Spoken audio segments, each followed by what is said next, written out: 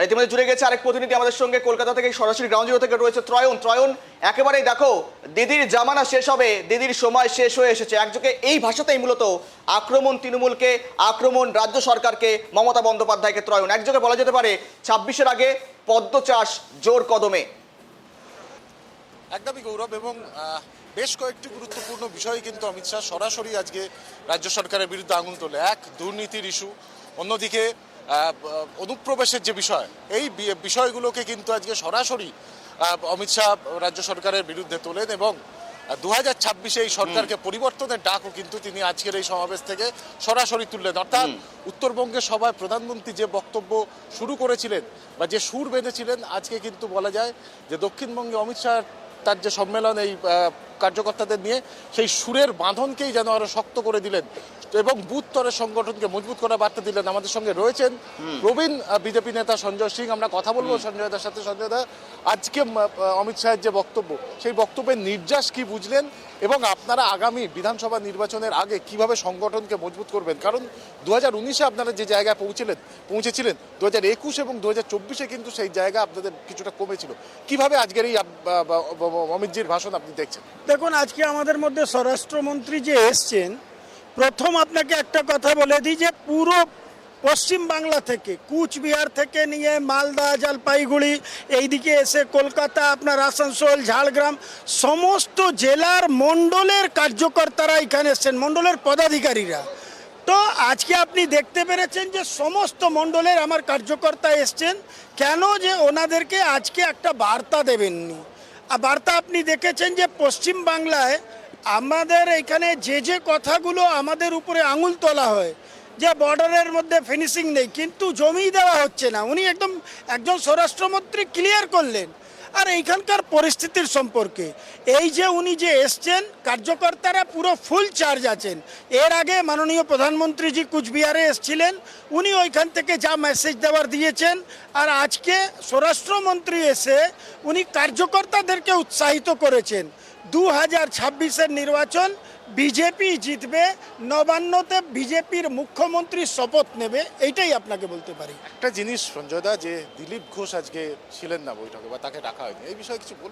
দেখুন, একটা কথা আপনাকে বলে দিই যে এইটা দিলীপ ঘোষ, আমি ওনার নেতৃত্বতেই এখানে সাধারণ সম্পাদক ছিলাম, সম্পাদক ছিলাম, আমি কলকাতা জোনের চার্জে ছিলাম, উনি আমাদের অল ইন্ডিয়া ভাইস প্রেসিডেন্টও ছিলেন।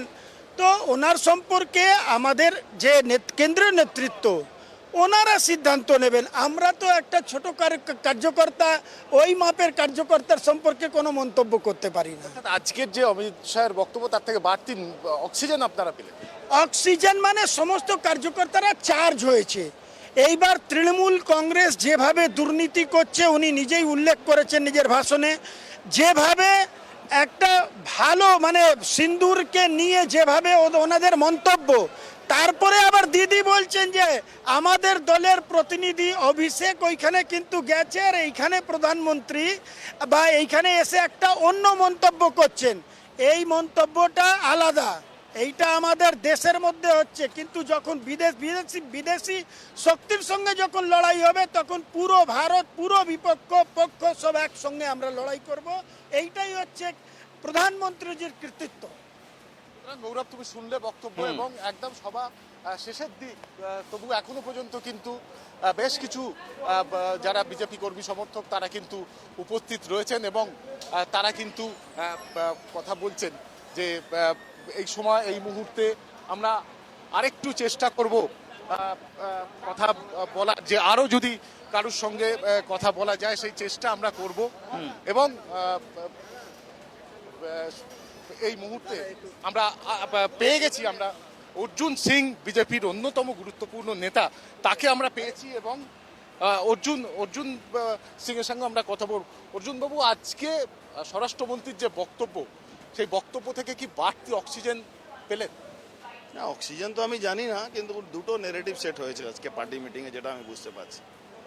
দেখুন, বাংলার মানুষ, যে দল হার্ডকোর সরকারের বিরুদ্ধে থাকবে, সরকারের দুর্নীতির বিরুদ্ধে হোক, সরকারের যতগুলো কাজ তার বিরুদ্ধে, যতগুলো দুর্নীতি, লুট, এটি যেটা বাংলায় হচ্ছে, যারা হার্ডকোর হয় তাদেরকেই ভোট দেয়। আজকে পার্টি হার্ড লাইন শুরু করলো। একটা তো হিন্দুত্ব সেট ন্যারেটিভ সেট হলো, আর দ্বিতীয় মার্কা বাদলা মার।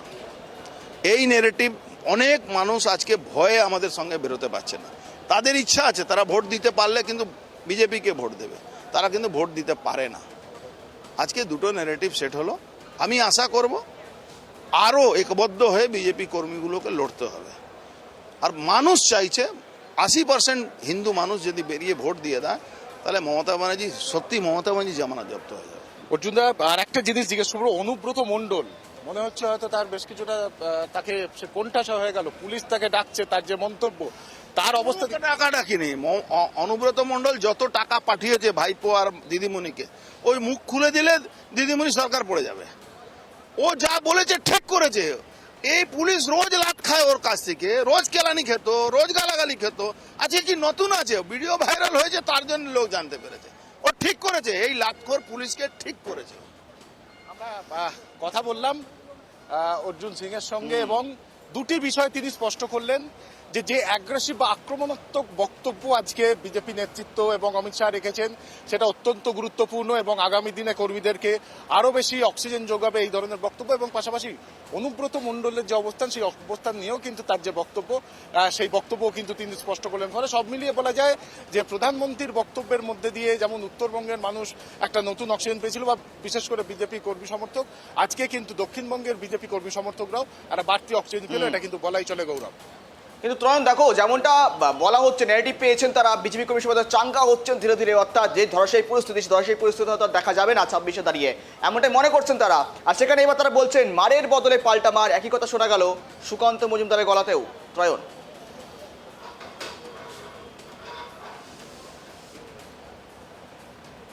একদমই। এবং সুকান্ত মজুমদারের বক্তব্য তুমি যদি দেখো, সেখানে কিন্তু তিনি একটা বক্তব্য স্পষ্ট করলেন, যে বক্তব্য অর্জুন সিংও বললেন যে আক্রমণাত্মক বক্তব্য পাওয়া গেছে, সেখানে সুকান্ত মজুমদারের বক্তব্য কিন্তু আমরা দেখলাম যে অপারেশন বাংলা, এই বক্তব্যকে কিন্তু সামনে রেখে আগামী দিনে বিজেপি তার নেতৃত্ব, তারা কিন্তু সংগঠনের বুথ স্তর থেকে যে লড়াই, সেই লড়াই চালাবে, সেটাও কিন্তু স্পষ্ট হয়ে গেল আজকে সুকান্ত মজুমদারের বক্তব্য থেকেও। এবং অপারেশন বাংলা এবং আরও একটা গুরুত্বপূর্ণ বক্তব্য কিন্তু আজকে সুকান্ত মজুমদার বলে যে প্রার্থী পছন্দ যদি নাও হয়, অন্তত প্রতীককে দেখে ঝাঁপিয়ে পড়ুন এবং লড়াই করুন, প্রার্থীকে জেতান। ফলে এই সমস্ত বক্তব্যকে তুমি যদি একজোট করো, ফলে সেখানে দাঁড়িয়ে একদিকে যেমন একটা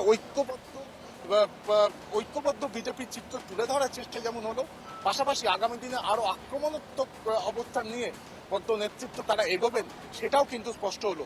তবে সবকিছুর মধ্যেও কিন্তু খোঁচা হিসেবে থেকে যাচ্ছে দিলীপ ঘোষের অনুপস্থিতি। একেবারে বেশ, ধন্যবাদ ত্রয়ন সঙ্গে থাকার জন্য, আপডেট দেওয়ার জন্য। একেবারে দেখুন, 26 বিধানসভা নির্বাচন আগামীতে রয়েছে, তার আগেই মূলত কোমর বেঁধে নেমে পড়লো গেরুয়া শিবির। প্রধানমন্ত্রীর পরে এবার রাজ্যে বঙ্গে একেবারে কেন্দ্রীয় স্বরাষ্ট্রমন্ত্রী একযোগে তৃণমূল কংগ্রেসকে আক্রমণ, মুখ্যমন্ত্রী মমতা বন্দ্যোপাধ্যায়কে আক্রমণ, এবং বিভিন্ন ইস্যু, স্পেসিফিক ইস্যুগুলো ধরে একেবারে কিন্তু বলা যেতে পারে তারা কিন্তু একেবারেই আগামীতে অপারেশন বেঙ্গল, অপারেশন বাংলা এই পদ্ধতিকে কাজে লাগিয়ে 26-এর মূল হাতিয়ার করে একেবারে আসরে ময়দানে নামতে চলেছে।